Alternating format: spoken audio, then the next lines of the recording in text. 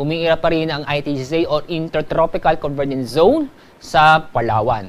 Kaya sa Palawan po ay makakaranas po ng maulap na kalangitan na may mga kalat-kalat na pag-ulan at thunderstorm.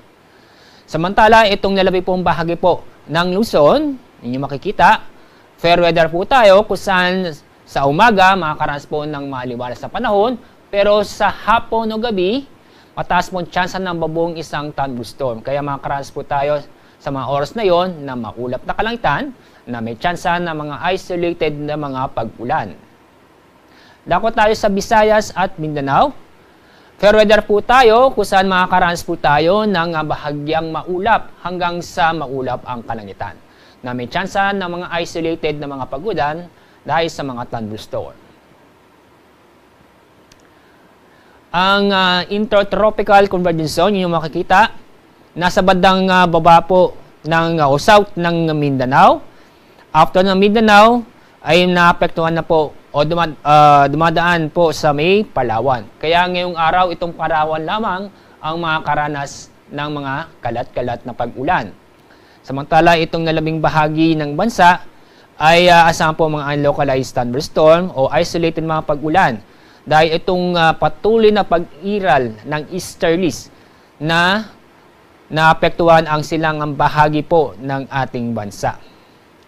Kasalukuyan, wala po tayo nang monitor na low pressure area o bagyo sa Dagat Pasipiko, lalo na po sa loob ng ating PAR.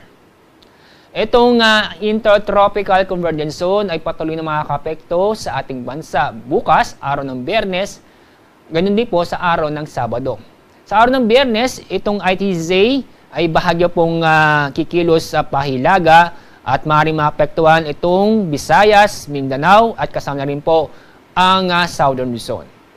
Sa araw ng Sabado, itong ITZA patuloy po na maapektuhan doon lamang po sa kanlurang bahagi po ng Mindanao, ng Visayas at kasama na rin po ang Palawan.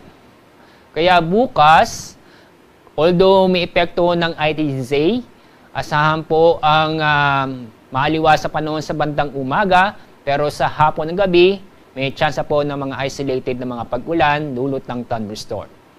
Pero sa araw ng Sabado, may naasahan po tayo ng mga kalat-kalat na pag-ulan at thunderstorm sa Palawan, Western Visayas, Zamboanga Peninsula, Basilan, Tawi-Tawi at Sulu. Kasama rin po ang lalawigan po ng Occidental Mindoro. Ngayon hanggang Sabado ay mababang tsansa na magkaroon ng low pressure area o bagyo sa loob ng PAR. Ang araw sisikat sa ganapong 5:32 ng umaga. Ang araw lulubog sa oras ng 6:30 ng hapon.